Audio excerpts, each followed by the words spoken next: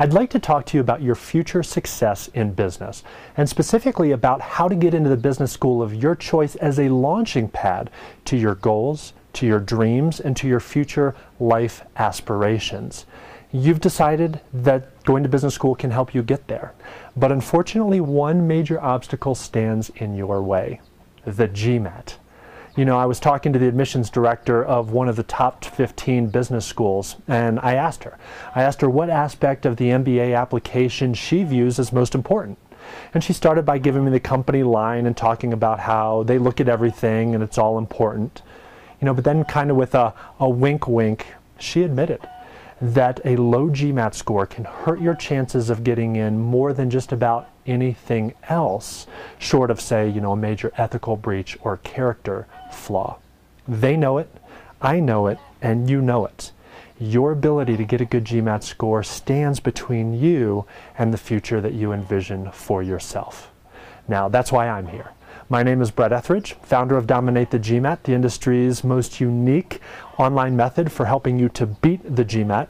And I've actually helped hundreds of students just like you dramatically increase their GMAT score and get into the business schools of their choice all over the world. In fact, I'm excited. In this video, I'm going to teach you something about the GMAT that not many people know. It's something that's going to help you boost your GMAT score by 20 points or more literally before you even sit down to answer the very first question on the test. I know that sounds kind of hard to believe, but I assure you it's true, so stick around for that. You know, but first, let's actually take a step back and kind of talk big picture about this obstacle called the GMAT, this hurdle that I had to overcome and that you're going to have to overcome to move towards that future you desire. Now, I don't know if you're like me, but I don't know many people who like taking standardized tests. Well, I have good news for you. The GMAT is beatable. That's right, there are no secrets. And in this new series of videos that I'm going to be releasing in the coming days, I'm going to teach you crucial test-taking tips and strategies and give you a game plan for how to study for the GMAT, how to dominate this test, so that you can literally, by watching these videos from the comfort of your own home, sitting on your couch, if you watch the videos and you apply what I teach, you'll be able to dramatically increase your GMAT score. So I'm excited for that. I'm excited for you. I know these videos are going to be empowering for you. So I promised you a golden nugget that's going to help you boost your GMAT score. I want to get to that. And we need to start by having a little bit of a conversation about how we learn to excel at anything in life, including the GMAT. So let's dive in. Let's head on back into my office. Now, I said that the GMAT is a beatable test, and that's absolutely true. It's not like you're going to show up on test day and find any surprises or see questions that you had no idea were going to be on the GMAT. And that's good news. We can teach you everything that you need to really dominate the GMAT, but the question becomes, what does it take to get good at anything? Think about anything you've learned to excel at, maybe another language, maybe an instrument, maybe a sport. What did it take for you to go from not knowing anything about that activity, in this case maybe the GMAT for example, to getting to a point where you were an expert at it? Let me tell you a story. I recently had an opportunity to go on a cruise, a Caribbean cruise, on the Allure of the Seas, at the time the biggest cruise ship in the world, and it was spectacular. And on the back of the cruise ship, on the back deck, was a wave pool. They call it the Flow Rider. And basically, you can surf or boogie board or whatever in a stationary environment because the water is rushing at you and kind of keeping you in place, and you can do tricks and all these things. Maybe you've seen it. I never had, but I was committed to doing it. I figured I'm athletic. I even had a skateboard when I was a kid. I know how to ski, so I feel like I have pretty good balance. You know, I figured if anybody could do it, I could do it. And of course, in my mind, I thought I was going to be excellent. Here you see a video of kind of what flow riding is, and this guy here is an expert. And I figured I would look like this guy, you know, doing all sorts of tricks and all that stuff. Well, let me tell you what happened instead. So how do you learn anything? I got instruction first, right? They told me what to do. Before I even got out in the water or stood on the board, they gave me some instructions. Do this, don't do this. Stand with your feet shoulder width apart. You're going to hold my hand first, and then I'm going to push you out into the water, right? The X's and O's. So when you think about how to dominate the GMAT, when you think about getting good at anything, one component of this crucial triad is content. In this case, I had to learn some content. I had to learn what to do. How mechanically do I actually do this thing called flow writing? On the GMAT, you have to learn some things, obviously. Subject-verb agreement rules, triangle rules, right triangles, coordinate geometry, how to analyze an argument. There's content that you're absolutely going to have to learn. But let me ask you this, is it enough? You see, here's what happened. I got out there, I figured I was going to be all athletic. She's kind of holding my hand, and all of a sudden it's different. I'm on the water, and what was conceptually making sense was very different when I was out on the water. And this water is rushing at you, I don't know, 40 miles an hour, 50, however fast it's coming at you. And I'm sitting there and I'm wobbling, and she let go of my hand, and what do you think happened? Boom, fell. In fact, here you see kind of a funny illustration of kind of what happened to me. Now, this obviously isn't me in this video. This is a big, heavier set guy, but here's the reality. That's what happened to me. So what's the missing link? What's the missing piece? What do you need to do differently? You need the second piece of the puzzle, which is what? Strategy, right? And strategy is crucial. Because it's one thing to know what to do, but it's another way to know how to be more efficient at it, right? And in fact, this is what I'm going to be covering in my next video. Later on, I'm going to teach you some really cool content, like I said, to help you improve your score. But in the next video, I'm going to teach strategy. And if you haven't opted into this video series, do so at dominathegmat.com, or you can go to my YouTube channel and subscribe to make sure that you're getting the new videos as they come out. But here's the reality. Content wasn't enough for me. I had to go back to the drawing board. She said, make sure to keep your weight back. She said, flex your knees a little bit more. You know, the textbook says keep your feet shoulder width apart, but I realized I had a little bit more stability if I went a little bit wider. And what happened? The next time I got out there, I was able to stay up for twice as long. And then I got back in the line and back in the line. And what is the missing component then? To get good at anything, what do you have to do at this point? Practice, right? You have to practice. I got back in the line and back in the line, and after 4 or 5 times I was able to stay up for as long as I wanted to. And then I started to be able to work in some tricks and some things like that. Practice makes perfect, and as the great coach Vince Lombardi said, it's perfect practice that makes perfect.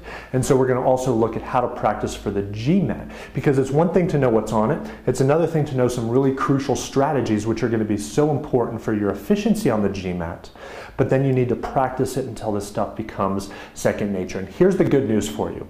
What separates those people who do really well on the GMAT from those who don't? Is it how smart they are?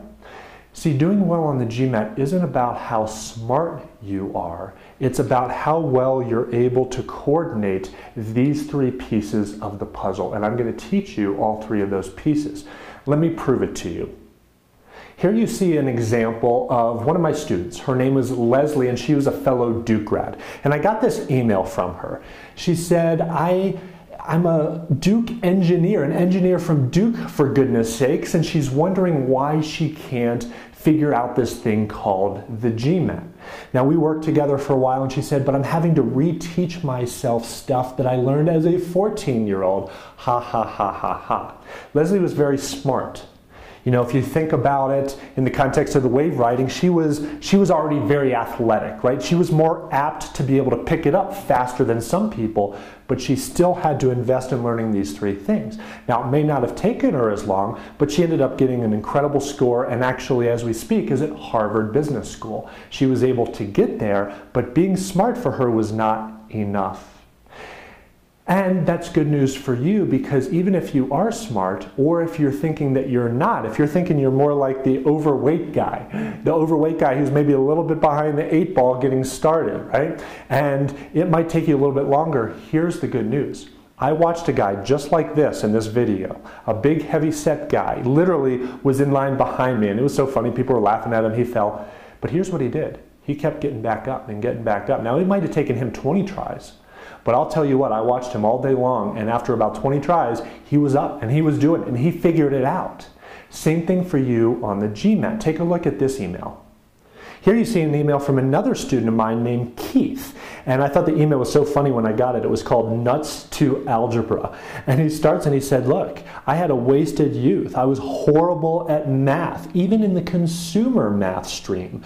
You know, he didn't do very well. So he was behind the 8 ball. He was like the overweight guy trying to figure out wave riding. But what happened? He put in the time, he mastered these 3 concepts, and he said, you know what, I knew that there was lots of tricks and tips to learn, and what happened? He ended up getting a 710. He says, I am so ecstatic. He said, I was shooting a 720, but I didn't quite hit it. But I got a 710, a frickin' 710. So, the reason people do well on the GMAT isn't because they're really, really smart or smarter than you, for example. It's because they have mastered these 3 components. They have mastered not only the content, you're going to have to learn some stuff, but they've mastered the strategies, and they've practiced until they know how to do it forwards and backwards.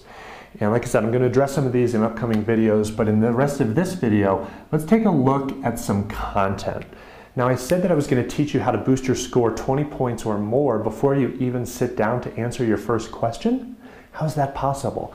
Well, it goes back to content, and actually one aspect of content that's important to know is actually how the GMAT is scored. So I'm going to teach you something really cool about GMAT scoring, but to do so, I want to start by playing a game with you. We're going to play a game called the clock game from The Price is Right. Okay, so I'm going to explain everything, and before I actually introduce our contestant to play the clock game with us, I want to actually explain how the clock game works. Now, some of you may be fans of The Price is Right and know what we're talking about. For others of you, you might not even know what The Price is Right is. But there's a famous game called the clock game, and here's how it works. There's a prize. There's always a prize. Now, the contestant is going to be bidding on this prize. I have bought diamond-studded earrings, so you can zoom in. This is what we're going to be bidding on, and they have some value, some exact dollar value. And the contestant's job is to guess the exact value of the prize to the dollar within 60 seconds. And I, the host, Drew Carey, simply give direction by saying higher or lower if the guess is wrong. So that's kind of the premise, and it's going to make sense here in a second, but I'd like you to help welcome our contestant for today, my beautiful wife, Melanie. Welcome, hello. Melanie. So say hi to everybody. Say hi to my beautiful wife. And here's the deal. Ideally, I would play this game with you, but that would be a little bit difficult through the computer screen. So we're going to play with Melanie. Now, I can assure you that we haven't cheated. We haven't experimented or practiced with this. She knows in general what I just explained to you, but she doesn't know how much these earrings are worth. So here's the deal. You have 1 minute. If you get the exact dollar value, they're yours. If not, I return them. So, all right. Let's go ahead and play this game real quick. So she's just going to start and guess, and I'm just going to give the direction, and here we go. How much do you think they're worth? $500. Higher. $1,000. Lower. $750. Lower. $700. Lower. $650. Lower. $625. Higher. $635. Higher. $645. Lower. $643. Lower. $642. Lower. $641. Lower. $640. Lower. $639. Lower. $638. Lower. $637. And you got it. All right. Hold on. Do you think she got it within a minute? All right. Here you go, sweetie. There you go. Thank you. Thank you very much. All right. Tell her goodbye. There she goes. Thank you very much. All right. So hopefully we had a little bit of fun with that, but you're probably mostly wondering, what in the heck does the clock game have to do with the GMAT?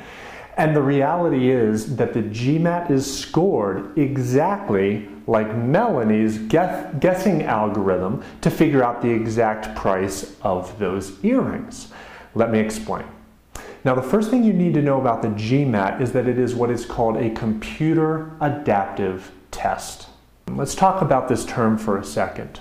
Two things. First, when you see a question on your computer screen, you physically can't get to the next question until you answer the question on the screen. So there are certainly some guessing strategies that we'll certainly talk about, but what you can't do is actually skip the question and come back to it later. You can't skip questions, so that's important to know. But not only can't you get to the next question until you answer the question on the screen, the next question depends on whether you get this question right or wrong. In other words, the test adapts to you. If you get this question right, it gives you a slightly harder question. If you get this question wrong, it gives you a slightly easier question. And because the test adapts to you, that's why I said, remember I said that the clock game, that Melanie's guessing strategy is exactly how the GMAT is going to score your test as well? Let me explain. With the clock game, with Melanie, remember there was some dollar value out there somewhere, right? That was the value of, in this case, the earrings. And Melanie had to guess that. And she had to do so in under a minute. She stabbed in the dark and she started with some sort of a guess, $500 for example, and then she adjusted. Now, what did you notice about her guessing strategy? How much did she change her guesses by in the beginning? A lot, right? I mean, she went from $500 to I think $600, but then up to $1,000. And then back down, right? So huge changes in the beginning until she kind of had it bracketed. And then what did she do? How much were her guesses changing towards the end? Just by $1 at a time, right? 640, 639, 638, 637, right? And that's the proper algorithm for doing something like this, a guessing strategy like this, and the GMAT's going to do the same thing. Instead of a dollar value, let's suppose that your final GMAT score is going to be 637. Not a bad GMAT score, right? Kind of towards the mid 600s, not bad. The thing is that GMAT doesn't know that about you. Does that make sense? It's going to give you question number 1. Now, what do you think the GMAT is going to assume about you with respect to question number 1? Do you think it's going to give you a super hard question? Remember, the GMAT is scored between 200 and 800. Where 800 is the best you can do and 200 means you just kind of showed up, signed your name, and that's it. Do you think it's going to give you an 800 level score? Or a 200 level score? It's going to be somewhere in the middle, right? It's going to assume you're an average test taker. Here's what's going to happen then. You're going to get that question right, hopefully, right? And when you do you think the next question is going to be a little bit easier? I mean, a little bit harder or a lot harder? Just like Melanie's guessing, where she made big changes in the beginning, that's what the GMAT's going to do as well. In fact, the second question is going to be significantly harder, maybe up to 560, right? Wouldn't it have been crazy if Melanie guessed $500 to start and then her next guess was 501, and then I said higher and she said 502, 503? She would maybe never get there within the 60 seconds. The GMAT's the same way. You know, on the quantitative section, for example, you only have 37 questions within which the GMAT can figure out your final score. And so it's going to make big changes early on. And then when you get that right, it's going to go up by another big jump.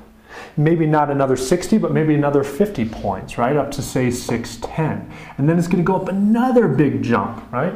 To say 650. But now it's a question that's actually a little bit harder maybe than your ultimate ability is going to end up being if you're a 637 point GMAT score. And so maybe you get this one wrong and it comes down, but not all the way back down to 610. This time maybe it comes down to 615, and then it kind of is going to yo-yo like that with smaller and smaller increments as you get towards the end. I hope that makes sense. And not only do I hope it makes sense, can you see how this knowledge about how the GMAT is scored is valuable for you? It's worth the price of admission. It is worth the time investment you just made watching this video, because this is worth points to you on the GMAT. And specifically, let me ask you this. How can knowing how the GMAT is scored with that clock game, you're never going to forget the clock game now, you're never going to forget this, how does this lend itself to you getting a higher score on the GMAT? Now, a lot of students will say, well, this means I have to get the first couple questions right. Ideally. But let me ask you this. Do you have the ability to wave a magic wand and just automatically get the first 5 questions right? I mean, if you could, that would be ideal. It's certainly better than getting the first 5 questions wrong, right? I mean, that sets you off on a lower trajectory. You don't want that. Can you absolutely control whether or not you're going to get these questions right? No. What can you control? You can control the time you spend. So strategy number 1, based on this, is spend a little bit more time on the earlier questions. Not a ton more time. If you have 37 questions in 75 minutes, you're going to have about 2 minutes per question. So maybe spend 2.5 minutes on some of the earlier questions if you don't immediately know how to do it. Make sure that you do everything on your scratch paper so that you don't make careless errors. That's what I mean when I say spend a little bit extra time. Now, time management becomes important. You don't want to spend 5 minutes on the earlier questions because that will sabotage your eventual score. But you do want to make sure you're making every effort in the beginning to be sure. But I think the bigger question, the bigger issue is, what do you do at the end of a section? And this is where I said, what I'm going to teach you is going to be worth 20 points or more before you even sit down to answer your first question. Let me explain. Are earlier questions or later questions worth more? It's kind of a trick question, right? It's not that they're weighted any differently, but because of the way this works, earlier questions have a bigger impact on your overall score. And by the time you get towards the end, even if you get one wrong, it doesn't hurt your score by quite as much. And that lends itself to a second important strategy with respect to scoring.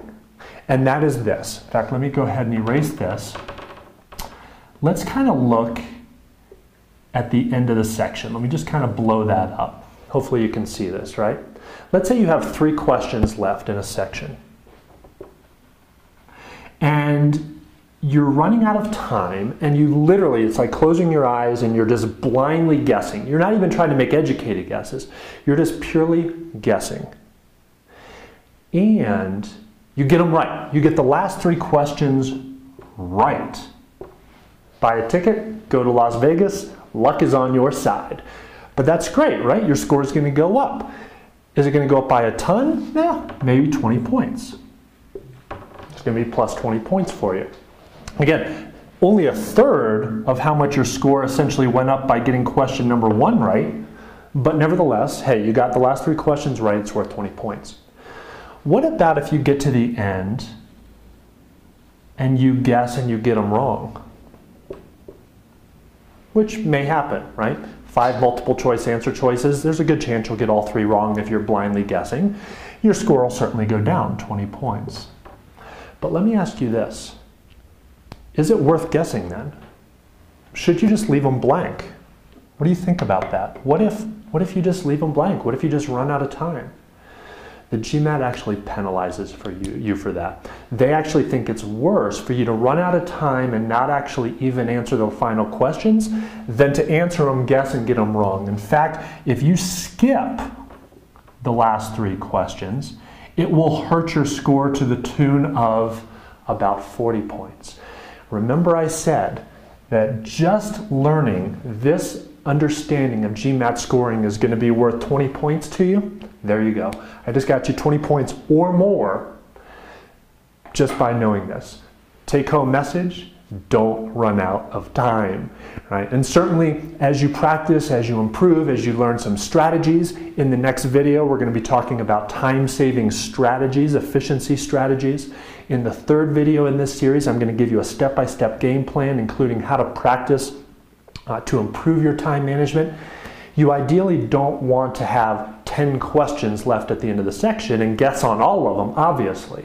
But if you are forced to guess, it's better to do so than to skip, because questions at the end simply don't hurt your score by as much, and in fact, it doesn't hurt your score by near as much as flat out skipping those questions. So there you have it, a little bit about content. Certainly content about scoring. You now know how to find some great free content on my YouTube channel, but content is only one piece of the puzzle. Remember, when we're going to get good at anything and we're going to learn to dominate the GMAT, we need content, and it's all teachable, so that's the good news, but we also need strategy, and we also need to practice. The number one question I hear from my students, and you may feel this way yourself, and they always say, Brett, it makes so much sense when you do it. You know, if we're doing a problem together, for example, and they say it makes so much sense when you do it, but when I'm alone and I look at a question, I freeze up. Sometimes I don't know how to move forward. Have you ever been there? Have you ever seen a question in front of you and it's like all of your practice and all of your preparation just goes out the window? I mean, you know that if you had an unlimited amount of time, if you were in the comfort of your own home, maybe sitting on your couch like you are when you're doing your practice questions or taking your practice test, you know you'd be able to figure it out if you had enough time. But when you're in a testing situation and that clock is ticking away in the upper left of your computer screen and your entire future of business, your ability to get into business school is seemingly hanging in the balance. What do I do? I freeze up. I don't know how to move forward. Have you ever been there?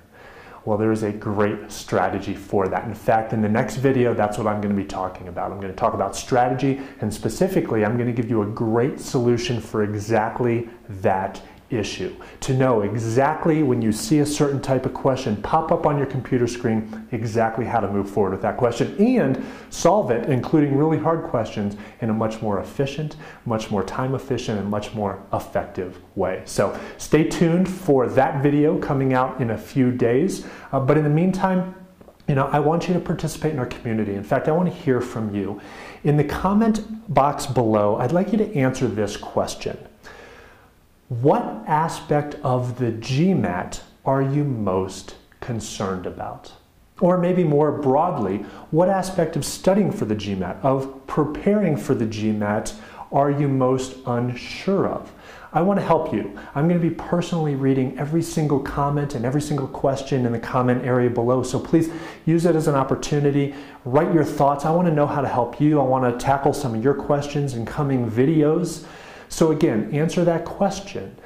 What aspect of studying for the GMAT, what aspect of the GMAT is giving you the most pause, is giving you the most concern? Again, I very much look forward to reading your comments. I look forward to answering your questions. And I definitely look forward to talking about the next aspect of tackling the GMAT, of mastering the GMAT strategy in our next video. So I will see you soon. See you in the next video.